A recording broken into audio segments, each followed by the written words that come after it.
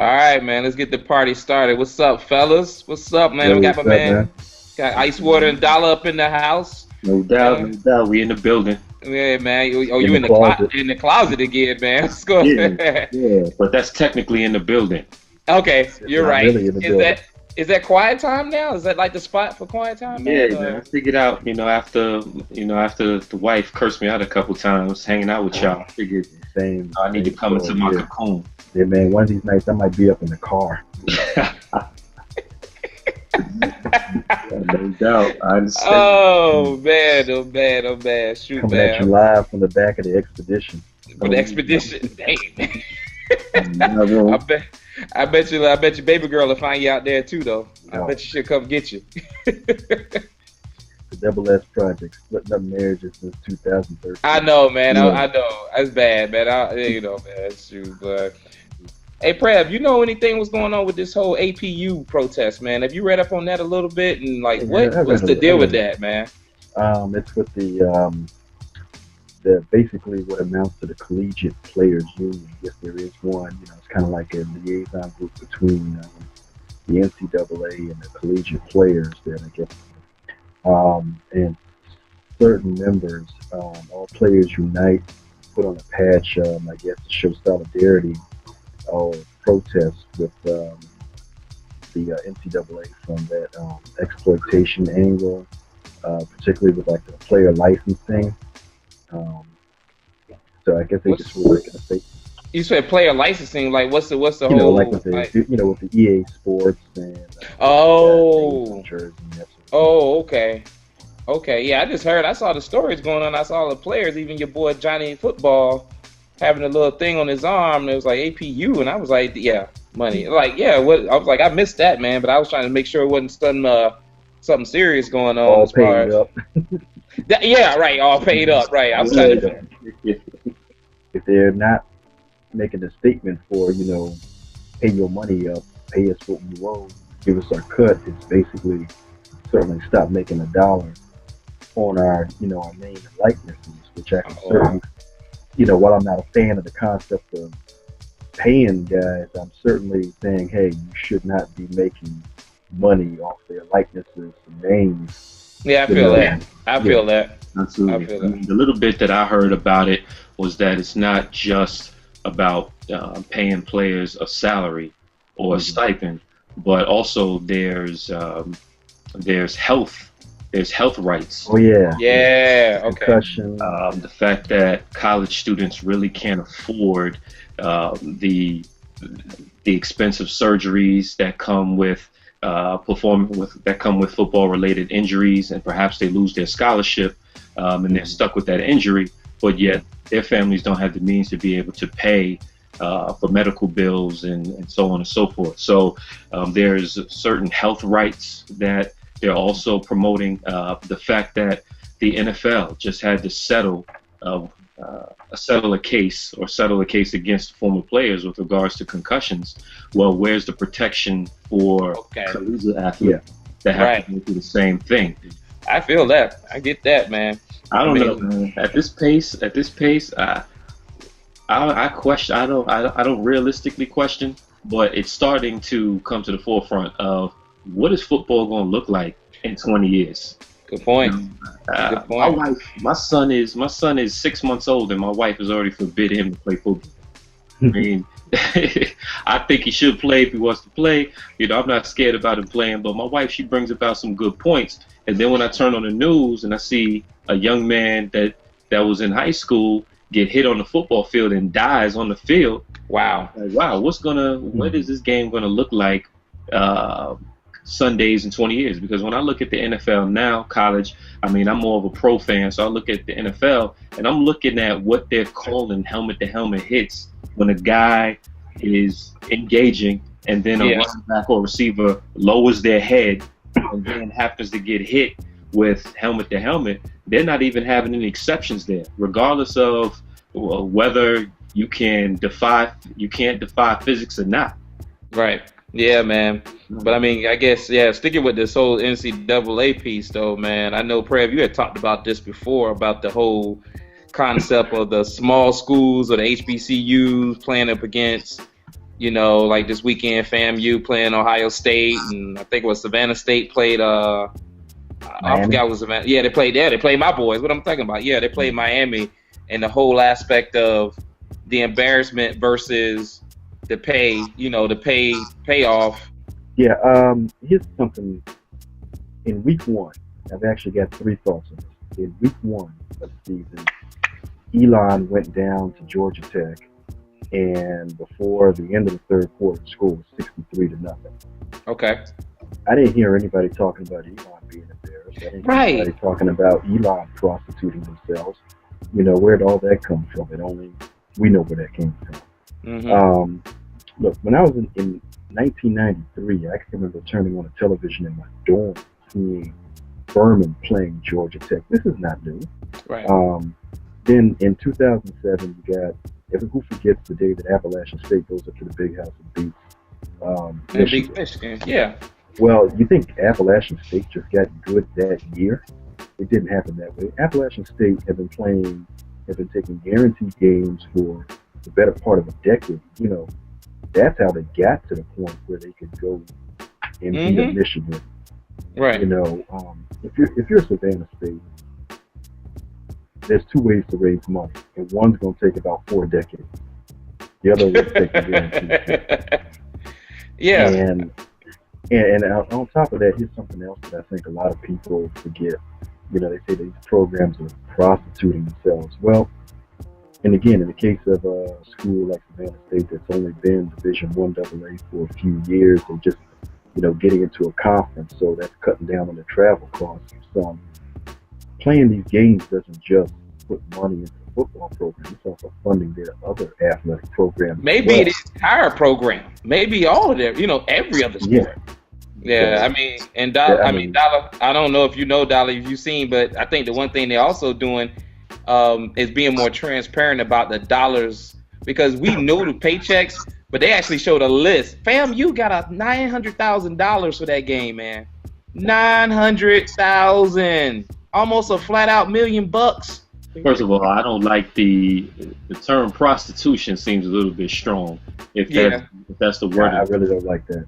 If that's the word that's being used, I mean, once you get paid nearly $1 million as a prostitute, I think that you elevated your status for a prostitute. Maybe you can be an escort. Hold on. Or a video vixen. Damn. No, you get to 90,000, you can become a video vixen at that point, man. You know what I'm saying? You know, I think that's even beyond video vixen. I mean, that's like getting Halle Berry as your prostitute. That's Pretty Woman. Any analogy to Halle Berry works out. So I think that's a little bit strong. I mean, I didn't know what the funds were, but if that's true, the schools are getting, you know, millions of dollars in order to play these schools. Listen, it's a 2-way street. Guys are doing business. I've been the team that's brought in to the school to get killed. I played I played a little semi-pro basketball and played against some of these colleges where we went up there and I was playing center at 6 feet tall, going to get threes at 6'10". You know, did y'all get paid? Yeah. Did you get paid when you prostitute yourself? Did you prostituting yourself, man? Well, I was a bad prostitute. I must have enjoyed it because I didn't get paid. I was doing it for free. I was doing it for the workout. You know, you feel dirty. It's a business decision. It's a business decision. These guys are taking advantage. They're getting the money, and and last time I checked, money going to a college that supports our children's future, to me, is a good investment and a good business deal overall. So that's all I gotta say. But I would like to add or segue to, speaking of prostitution, did you hear about Dick Vitale and his comments that he made about Arian Foster, saying that he's a prostitute for taking money at Tennessee? I saw the clip, but I didn't read into it, man. School me on that one, man. That's off the chain. Yeah, go ahead. Continue on that. Yeah, man. So Arian Foster recently came out, I think, over the weekend, late last week, mentioning that while he was at Tennessee, that he did take money, and he took money for food. He said that, you know, he was He was a football player. He couldn't get a job, and he needed to eat, and he didn't have any money for food. So he didn't mention names, but said that someone arrived at his dorm room and gave him some money for food, and he took the money. And he said he thought about whether coming out and mentioning this was going to hurt the Tennessee program or what have you. And I guess he reconciled that it's worth it to get this information out and not to hide from it. So Dick Vitale came out and on his Twitter and pretty much just said that he's a prostitute because he sold his body or the use of his body for money. I'm saying this we've only been on the air for a few weeks, and I'm saying this already for the 100th time. Why are people acting like this is new? I mean, on a lot of the stuff that we're dealing with, on a lot of the stuff we're talking about. Yeah, I agree. So I mean, I'm sitting there wondering, okay, Aaron Foster comes out and says, I'm just going to be real with y'all. I took money. And that makes you special how? Yeah, I'm with you on that, man. Yeah. Shoot, man. Hey, so I asked you a question, man. Let's get into some NFL real quick. We'll do the quick rundown. So I know the Bears. Wait, they played the Steelers, so I know they won. They played the Steelers. No. Wait. I'm sorry. We would be remiss if we did not devote this moment to our boy Jason Simmons. We gonna get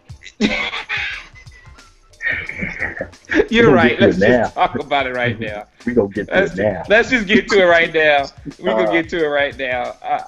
You know what? I'll let you, Prev. You just go ahead and go with it, okay. Now let me tell the story. Yeah, So Tory, I'm on the road last week, and I'm headed out to dinner, and I get the little hit on my Yahoo, that Prev had posted a story on the Google on the community page, right? Yeah. So I click on real quick while I'm at the dinner table. It says Trent Richardson has been traded to the Colts. So I'm sitting there thinking, man, why is Prev making up stories? Like, how did he do that? Like, how did he write up a story and actually make that look like it was a real NFL, story? So I ain't paying attention to it. I'm good, but I'm not that good. I ain't paying attention to it, right? So then about 2 or 3 minutes later, I got real curious. So I hit my little Sports Center app. Boom, Trent Richardson to the Colts. I was like, and the first thing I thought about was Jason standing on the bridge, man. Jason standing on the bridge. I was like, and then next thing you know, Prev called me up and was like, have you talked to your boy Jason? He's like, if not, let me have his phone number so I can talk to him. I said, yeah, somebody need to talk him off that bridge real quick. And then here's the kicker. I wound up talking to your boy. He calls me. I go, Jason, you all right, man? He goes, what are you talking about? I said, you all right? He said, what are you talking about? I said, you haven't heard? He was like, no. I said, sit down right now. Lo and behold, man, I told him about that trade, dude. He went absolutely ballistic, man. There wouldn't have been enough mutes on this broadcast to keep him from all the stuff he was saying, man. It would have just, go ahead, Fred. What's up? Yeah. Thank God for social media on that one. Hey, it was a good trade. I mean, let's basically. At the end of the day, look at the bare bones essence. At the end of the day, it was a good trade. Both teams got value out of that trade. The conversations that I've had following that are almost completely irrelevant because the Browns went out and won, which says a whole lot for the Vikings, mind you. But it's terrible. I don't know if y'all saw one of my favorite movies, Major League. Jay definitely knows about Major League. Yes. Yeah. But that owner was pissed off that they won that game. Yes, he was. They must have like a picture of the owner, and they taking off pieces of the owner or something like that in the locker room. I don't know what's going on, but the owner was pissed off they won that game. Because the funny part about that, Bridgewater and Minnesota's in the lead right now. Hey. Everybody take the city out, man. Let me just take this moment to speak on behalf of Jason Simmons and what he was saying in this moment. First of all, that win was just a flash in the pan. That's all that win was. Flash in the pan. And in the words of Jason Simmons, if you're going to be trash, Just be trash. Let everybody know you want to be trash. Real trash. Don't just Right. if you're trash, be the best at being trash. Be the landfill. Don't try to be in the middle. Don't be trying to win games. Just be trash. Okay, lose all the games. Yeah, like I said, your Bears got the little W against the Steelers. We'll get to my Dolphins in a second, but we got to come back. We got to come back around again to the Geno Jets, baby. That Geno juice. It's back in. Gone. It's all gone, but I'm gonna do the refill next week. That's for sure. All right. Geno, once again, now this game, unfortunately, I didn't get to see. I got to check out the highlights, but it looks like Geno threw a couple of great passes. He displayed his arm strength. He's building some chemistry with these receivers. Finally, we have a young man that decided to catch a couple balls to help the man out, and he wasn't a statue in the pocket. He actually moved out of the pocket and ran for a touchdown. So these are all good signs. I mean, the Jets defense is going to hold it down. They're going to keep the Jets in the game. It's up to Geno to now start cutting down on the turnovers. He's risky. I mean, he takes chances with his arm. He needs to realize the speed of the game. That's something that he's starting to learn. But the Sanchez era is now over. Yeah, but the Jets are going to have to, because I am now starting to believe that my team is actually good. You go ahead and believe when we get that defensive line coming to Miami. Oh, y'all better get ready. We're not playing on defense. Okay, I love it. So hey man. Hey. Well, this is the week. Yeah. RG3 going against Oakland. They go 0-4, man. I don't know what RG3 is starting to. I'm starting to, I do believe though that RG3 has a little bit of. Say it. He's got a little bit of me in him. Not say me, but he got a little bit of, I'm feeling myself kind of attitude, and there's nothing wrong with that, but that has to be, with that attitude has to come the same kind of work ethic to kind of combine with that. Like when I look at Tom Brady has that, I'm the man kind of attitude, and I'm feeling myself kind of attitude, but outwardly, he says all the right things. RG3 tries to say all the right things to the media and that type of thing. But it's interesting to see, you really learn who people are when they have to deal with crisis, when they have to deal with the pressure of losing, when they have to deal with the pressure of criticism. And the way that Colin Kaepernick is handling criticism, where you basically, he's disappointed, but there's no press clippings. It's a big deal, but it seems as if he takes it a different way, where it's like, all right, I got to go work. Colin Kaepernick is not seen as the savior of the franchise. That's good. Colin Kaepernick, when he got to the field, when he got his chance last year, he was basically the perception was it's his job not to mess up a good thing, and instead he excelled. That's true. RG3, whether it comes to pass or not, from the standpoint of that downtrodden franchise up in DC, who had seen so much bad, especially at the quarterback position. Right. The expectations when they, I seen the T-shirts with his face on. It was kind of like the Obama T-shirts, and it said "Hope." Right. Right. And, right. What they were just hoping for this guy to bring them, and then he delivered in that first year the way he did. Yeah. I think that's. Let me just big up Prev on that point. That was a great point. So, I mean, when I think about it in retrospect, out of all of these young quarterbacks that had success, RG3 is definitely in a different position than all of them. I guess I want to put a point out there too about RG3 real quick though. He's looked at as the savior. I wouldn't necessarily call him. You had Shanahan there. Shanahan has championships, right? You brought Shanahan in as the initial face to take you in a different direction. That was the idea. You bring in Shanahan. Now you have the quarterback in RG3, who a lot of people thought may could have been the #1 pick, but he's the Heisman winner. He's got the hype. He's got the skill set. But I think he also embraces it, like you said, Tory. But I think he also embraces it to the point where it's also making him feel like when he doesn't get it done, he has to find excuses to save his image or save that concept, as opposed to what you're saying is just go play football. Yeah, you know, it's like he's feeling like every time I mess up, I got to get on Twitter and say, okay, it was because of this. Nobody, look, that football team as a whole right now. Yeah, I don't want to hear that. I just want you to go out there and play football. And I mean, that's an excellent point. And I bring up an example of, you know, after, I don't know if it was after the first win or if it was after the first loss or the second loss, but he came out and his words were, listen, I don't throw interceptions. You know, I don't. I'm like, listen, man, you do throw interceptions. You throwing them right now. I saw it.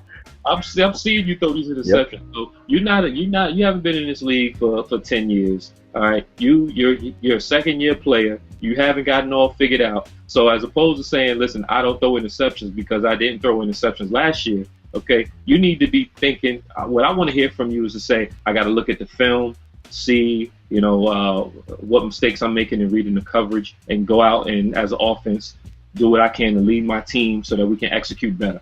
That's it. Yep. Drop the mic and move on. That's all I was saying. And that being said, it wasn't like he was really terrible against the Lions. Really That's what I'm saying. That's what I'm getting to, Prev. The fact that you've highlighted the issues in a certain manner, instead of just playing football and saying, I mean, for example, and they had the mic up on, you know, how they do the sound effects, and they had it on Andrew Luck when they lost to the Dolphins. And the very last clip they showed, Andrew Luck was walking off. He was like, this sucks. And then he looks over, he says, but we got work to do. Yeah, we got work to do. That's the type of stuff you want to kind of, and that may be happening, but that's not what we're hearing. We're seeing the Twitters. We're seeing all these other, like you said, everything else about me and I'm the franchise. No, dude, it's a team. Yeah. You're within a team. We know you're the man, but you gotta get that team under control. You gotta get everybody, you know, everybody on the same page and get back to just playing football. And like you said, they didn't play that bad last week. They just got beat. Yeah, they did not play that bad last week. To your point, I don't want to hear about a sucky rule. Listen, you shouldn't fumble the ball in the first place, regardless of if you gave yourself up at first. I forgot about that. Hold on to the ball. Oh, man. That's the rule's fault. Blame the turf, too, right? You know, I don't want to hear that, man. Yeah, I want to make sure we get it. Yeah, I want to try to segue and make sure we get into a little bit of discussion on your boy Aldon Smith, and also just talking about that whole concept. I mean, you know, about him playing versus not playing and all the things. I mean, I don't know. I mean, like you said, we're looking at analyzing this from afar, but it seems to me that, and Harbaugh came out and said that, you know, he felt like, you know, that was the right thing for him at that point in time to kind of say, hey, you go play, and then you go to the rehab. But I mean, what kind of messages are we sending, man? I mean, we keep talking about all these DUIs being serious and all these players doing serious things, but it don't seem like it just seems like on the sideline, and you're saying the team was supporting him. Yeah, I'm like, what is going on? We got, you know, Aaron Hernandez go to jail, then we got guys wearing hats supporting that process. Free Aaron Hernandez. Yeah, I'm like, what is going on, man? I mean, in my mind, you sit that cat down, and if you don't want to isolate him from the team, okay, bring your butt to the game and sit there and watch your team. And if they happen to been losing, watch your team and point out to him and say, you could have been out there helping, but you want to get behind a freaking car at 7 a.m. in the morning on a Friday, driving under the influence. But no, you go let them play, and it's like, what kind of messages are we sending to the young cats? I mean, I hope the parents are schooling their young folks on right for wrong from seeing something like that. I didn't agree with that at all. I mean, I'm gonna put that out there. I didn't agree with it at all, man. Didn't make a lot of sense. You know what, Joe? This whole weekend, actually, we talked about the DUIs and Aldon Smith, and then it's a kind of, I hate to think it's a generational divide, but, you know, you had your boy down in Atlanta. Oh, Roddy White. Oh, Roddy White tweeting. Oh. Now, I mean, here's the thing I don't get. I mean, really, what ticked them off? They're discussing this guy, and they didn't think he should play. Yeah. Well, Roddy White obviously felt he should have played. But I didn't really understand, why did you think that it was imperative? Is this the sort of thing where the young guys is like, just don't say anything bad about anybody? Hey, Dolla, you in Atlanta, man. I'm going to let you, whatever you heard on that one, because I think Roddy White, man, he's starting to be like, what your boy said, a habitual line stepper. He's starting to be a habitual line stepper, man. I mean, I'm starting to not like this dude. Man, I've been listening to Sports Talk Radio down here, and unfortunately, I haven't really heard. The first time that I heard about this Roddy White situation was I was watching ESPN, and I heard Chris Carter talk about it. Yeah, that's what it was about. Yeah, he was giving his response, talking about how he had issues with alcohol, and he had events in his life that inspired him to make a change. And it is. I hate always sounding like I told myself when I was younger that I would once I got older, more mature, I wouldn't be the guy talking about the generation under us and all that kind of stuff. But it's a maturity factor. I mean, there's things that when you're not in the limelight and you have families and you don't have so much access and ease to things based upon the money that you make at such a young age. You have to think of these athletes in the perspective that they're coming from. I mean, I agree. I think that it was wrong to have Aldon Smith playing. He should have been on the sidelines watching. The NFL should have stepped in and said, hey, he's not going to play because we're not going to send a message out there that it's okay to drive drunk behind a car. I mean, you heard about. We all know about the Dante Stallworth situation. Yeah. Somebody, in the video. Once again, Josh Brent. And you don't want to set that image out there. But these guys that make all of this money, anybody that criticizes anything that you do, we all know what you call. You a hater. Yeah. Right. You're a hater. Right. I'm a hater. Somebody kicked my door down, and somebody kicked my neighbor's door down and robbed them, took all their money and everything, and I saw who did it. Yo, why you hating on that man trying to get his money? You know what I'm saying? Right. They don't think critically. They don't understand, what their image represents to the fans and how important that is. And they don't look at this. They don't look at these events at a larger scale. When they look at the Aaron Hernandez situation, luckily most of them got agents that tell them, shut up and don't say nothing. Right. Hush.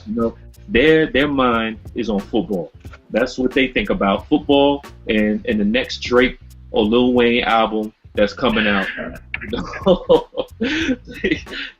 I don't expect much from these guys, man. I mean, when I hear Roddy White or I hear any football player outside of somebody from the quarterback position speak, listen, I have my expectations are low.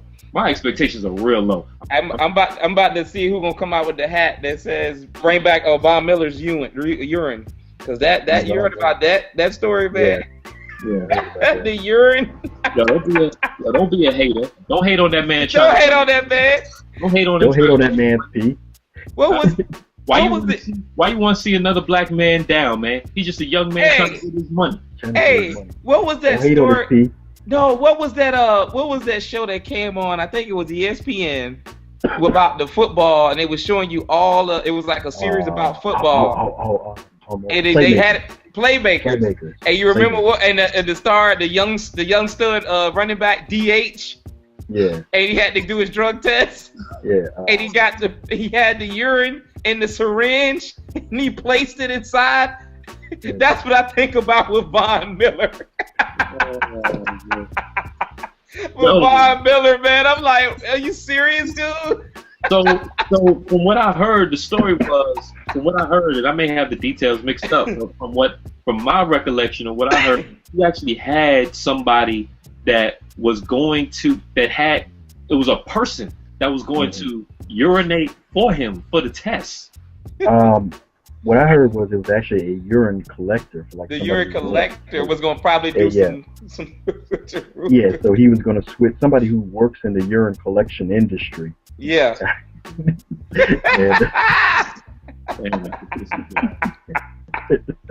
Oh man.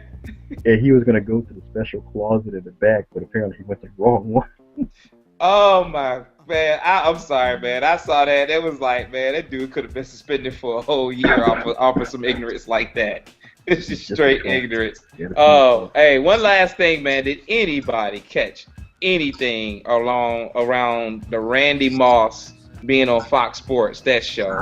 I didn't catch that. I know he was on there, but I didn't see any footage. When did it come on? Oh my God, man! It came on. I think yesterday. The lady Lanice, hit me up, man, and she was like, "Turn to Fox Sports right now." This dude is up there. Before the game? No, this was, when was it? Yeah, it was. It was like a 6 o'clock or something like that, 6:30. And they got a segment up there where he's doing the best catches of the day or the best catches on Sunday.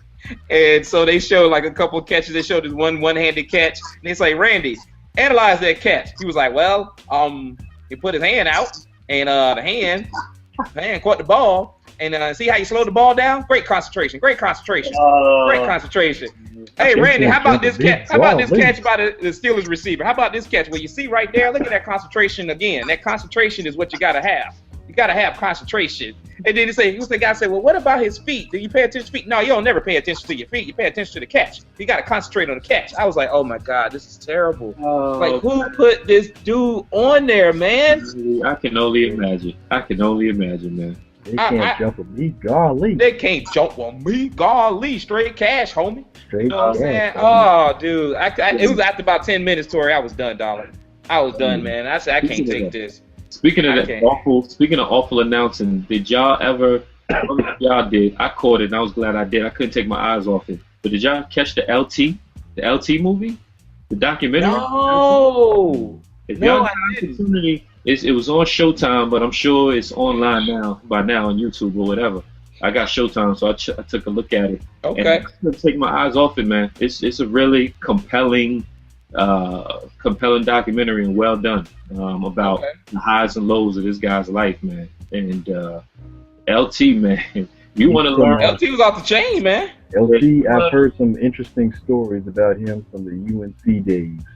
Oh, yeah. This dude here, I mean, he's done it all. I mean, the highs and the lows. I heard arguably he might be probably the best athlete we've ever seen, being able to perform on the amount of drugs that he had in his system. I mean, there is no other standard there.